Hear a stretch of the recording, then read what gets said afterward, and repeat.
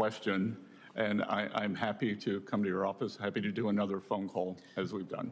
All right. I will follow up on but that. I do want to send this TIGTA report that shows that new agents were a disaster. Senator Tillis. Thank you, Mr. Chairman.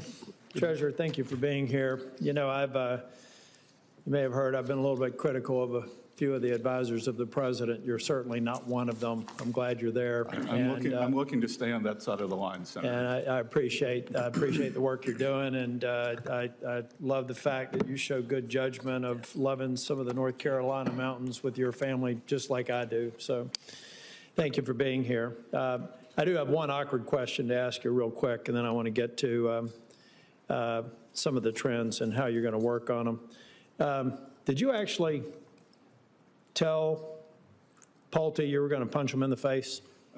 No, sir. I actually said I was going to kick his ass. Good. Okay. Good. I share the emotion.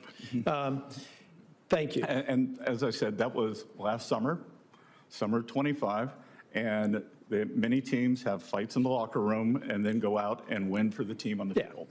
Yeah.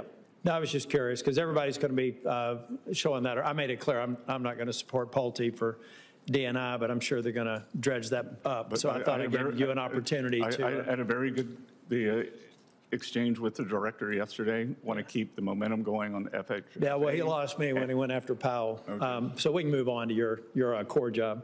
Yep. I know back in 2028, you were trying to target a 3% deficit to GDP. I think that's a laudable goal. There's a lot of work we have to do, so you can put it back on us for maybe not making progress. But now we're at 30-year yields at a 19-year high, where we are in 10-year yields, and even some of the interest expenses on the 5.3 of GDP. We're not trending in the right direction. What are we going to do, or what would be your advice? What is the administration going to do to help Congress focus on the main thing to try and get our deficit to GDP ratios to what most economists think are necessary, which is your laudable target? Yes. So, Senator, this year, U.S. has the presidency or the head of the G20. We're actually holding the finance ministers meeting in Asheville. So maybe you'll join us. And we have outlined to the industrial nations, or to the G20, that we believe that the most important factor for financial stability is economic growth, that it is a lack of growth worldwide, and the decision that the trading blocs countries have made. And I believe the most important thing that we can do, as I was trying to tell Senator Welch, that the CBO projections are all at 1.8%, that we have grown at 2.6% thus far. That includes the democratic shutdown and the Iran conflict, which makes me believe we can grow at 3%. So if the CBO is wrong in their first year, how can they project out 10 years? So I think that growth, the constraining spending, and a growth agenda will do this. And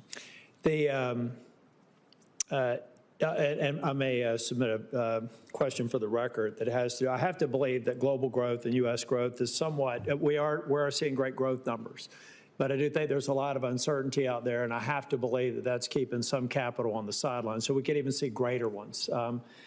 One of the areas where I think we've had some confusion, I asked Ambassador Greer last year, whose throat do I get to choke if the Liberation Day tariffs didn't work out? I'm not going to ask you that question. I think I know the answer to it. They didn't work out.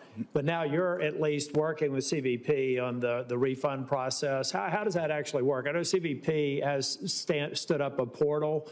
Now they're appealing the decision, so people that were applying for it can no longer while there's appeals occurring. What is Treasury's role in that? Senator, we're just purely a dispersing entity? We're just a dispersing agent. Okay, good. I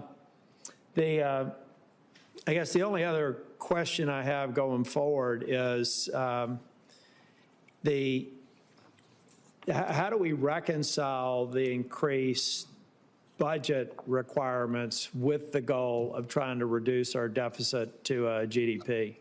Is it just something we got to put on hiatus now because we're dealing with high priority items, or how do we talk and chew gum at the same time? Because we have a pretty massive increase in defense spending, which I'm generally supportive of. but we have no way to pay for it. It's one of the reasons a few years ago, I was one of only 9 people that voted against a $1 trillion veterans bill because it had no pay for. So how are we going to get to these things that are important but actually pay the bills at the end of the day versus putting my grandkids in debt?